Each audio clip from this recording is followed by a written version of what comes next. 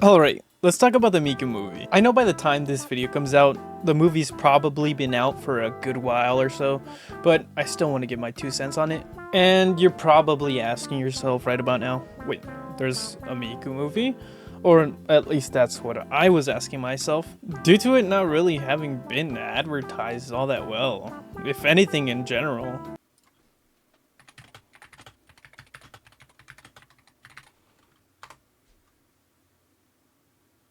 What? Bullshit! Jokes aside, I feel like the movie wasn't advertised too well, and I also feel like it wasn't just me, because whenever I asked my friends and people around me, they said it wasn't well advertised either. Yes, I have friends. I do. And acquaintances, thank you very much. No, they're gonna think I don't. They didn't know either. They were confused and baffled that Miku had a movie coming out. I personally only found out because I was looking through the AMC app and happened to see there was a Miku movie, and I was like very confused. This fucking fireworks? Shut up! But yeah, I happened to see it scrolling through the AMC app, as well as saw an occasional Instagram reel or two. The movie debuted on April 17th and lasted till April 20, with it only being select theaters. And now I'm gonna explain who Miku is for the people who don't know, because before this movie I had no clue who the fuck Miku was other than what she looked like. So if you don't care about the background information because you already know, skip to this time. Also, quick disclaimer, I'm not getting into the game lore because I know a decent bit of the characters have to do with the games and some of the lore, but I'm doing this video with the strict POV of a newcomer to the world of Miku. But that's about it. Back to the video. Now, why am I bothering to explain the background? Because I had no fucking clue who Miku was other than what she looked like. I don't even know what her friends' names are. I didn't know she had friends. So yeah. Miku, or Hatsune Miku, is pretty much the poster girl for Vocaloid, a voice synthesizing software typically used to make music. Miku has been around for over a decade now and takes on the form of a Japanese teenage girl with blue hair, and you know what? I'm not bothering to explain what she looks like. Here's a picture. Do you like that picture? Nice picture, huh? Yeah, and here's another one. You like this one? What about a GIF? Here's a GIF. Look at this one. Yeah. So much energy. No, here's what she actually looks like. Quite the difference, huh? I bet, yeah, you like this one better. Yeah, of course you do. And if you don't know who this is, by looks alone, I don't know what to tell you because she's been in video games, concerts, anime, and even commercials. By the way, did I mention she's a pop idol? Yeah, bet that one tickled your fancy, huh? That's enough background though, back to the movie. I missed a good 5 minutes or so at the beginning due to some unexpected obstacles. Along with the movie came a postcard which I tried not to bend while buttering the popcorn, which proved to be difficult because the butter ended up fighting back. But these 5 minutes led to a bit of confusion because I just started seeing one of many Miku in the movie, who we will call Miku A, jumping from electronic device to electronic device, seemingly having her own free will around the real world in some way which no other Miku in the movie was able to do. So that's saying a lot about the story already, that being that Miku A is the main character. Along the course of the movie, Miku A, who by the way has the best and coolest design in my opinion, here's a picture, meets several groups of teenagers who are heavily invested in different versions of Miku who each have their own sekai. Now, what is a sekai? Let me explain. Every Miku in the world has their own world, or sekai, pretty much based around that Miku's overall style and the kind of music they make. At least that's how I understood it. And here's an example, being my favorite one, the circus.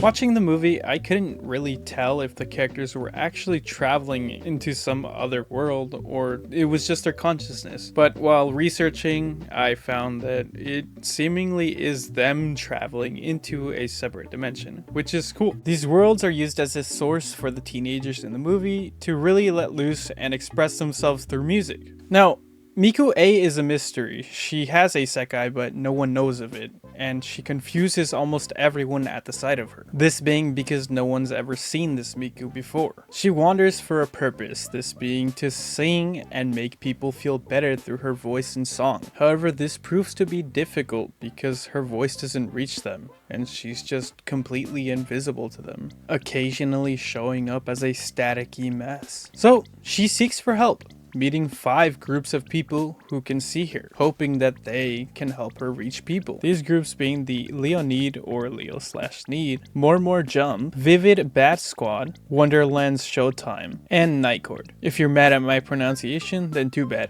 I don't care. She meets the kids that are part of these groups, as well as later on in the movie, the Miku, and the friends of Miku that are also part of these groups. Now, the first Sekai isn't much. It's sort of an empty world with not much to offer, but it's a gateway to learning of the Sekai. And when the Miku of the Sekai is face to face with our Miku, being Miku A, it's kind of an uncanny conversation, with at one point Miku A being asked by the other Miku from the Sekai, how is this able to happen? How is she able to enter this Sekai? It shouldn't be possible. And in all honesty, she doesn't really know herself. She's also asked about her Sekai and says it's hard to describe. Later it's shown that it's a dark, almost empty world. A vast amount of doors are surrounding a dark tree at the center that seems to be fading off of the negative energy produced by people who Miku tries to help. Sometime after Miku leaves this Sekai, she proceeds to join the others and learn from the kids as well as the Miku that are met along the way. During these interactions, she plays her song for like the 20th time in the whole movie. I kid you not, this song plays throughout the whole movie. You think I'm joking? Here you go. Look, what? Just listen. I'm 90% sure this is the reason why she gets thrown across the goddamn room. Now, this scene takes place after a mini adventure in the other Sekai, as well as some failed attempts in trying to help this girl along with a couple of other people. At this point, she's done. Miku is seen in her Sekai and every group of kid is dragged in there. They all try to help, but it's helpless. One thing that struck me weird about this scene was why the kids weren't able to see each other. It just confused me overall. Like, why wasn't one group of kids able to see the other? It just seemed weird, but whatever. They all witness Miku's Sekai firsthand and try to help her, but they can't do much as the Sekai starts to go berserk.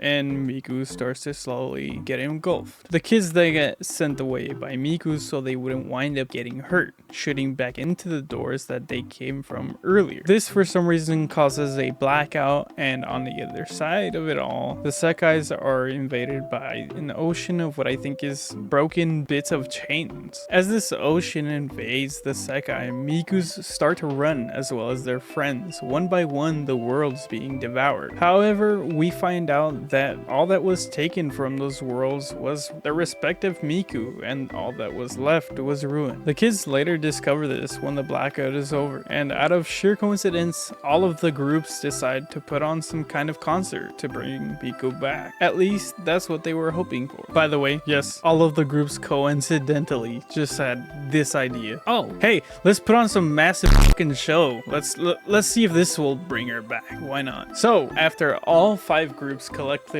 decide to do this to hopefully reach Miku and bring her back, they each do something of their own. For example, one puts on a pop concert, the other one does a YouTube music video, and other kinds of stuff. My memory doesn't serve me right, but what I can say is that I did enjoy the music out of all 5 of the concerts. It was enjoyable, and I didn't think I would like it all that much, but I did, and I find myself listening to the music every now and then. Hell, I listened to the music on the way home in the car ride, like literally right after, and I probably still will.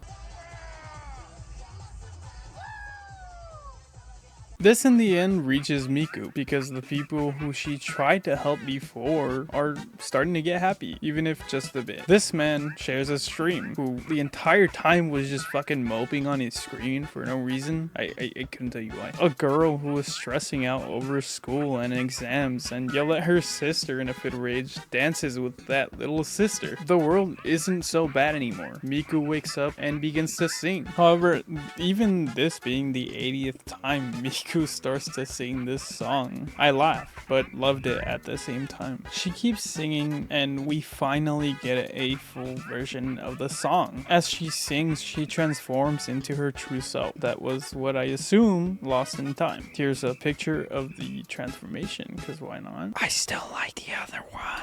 She then travels through the whole city, making it her personal state, which is really cool to see. As the show ends, you can guess what happens. All the Miku return by the end. She feels fulfilled and says goodbye to everybody, pretty much wrapping up the movie. We did stay for the virtual concert, which was pretty dope, and walked out happy with our postcards. This movie was good overall, and like every movie, it had its ups and downs. I felt like it was a bit slow at times, and there was a lot of talking going on, so if you hate subbed anime and hate reading, this is probably not your movie. But hey, it's anime. Most of them already have a random ass character rambling on about God knows what. The characters are cool as well as their designs, and the music isn't all that bad. You get used to it. I also enjoyed the animation for what it was and liked the vibrant colors and effects. There was a few CGI bits in the movie, which no complaints from me, but I feel like a lot of people would complain. Other than that, I say invest yourself. Give the movie a try. It's not bad. 7.5 out of 10. This was also my first video, so let me know how I did.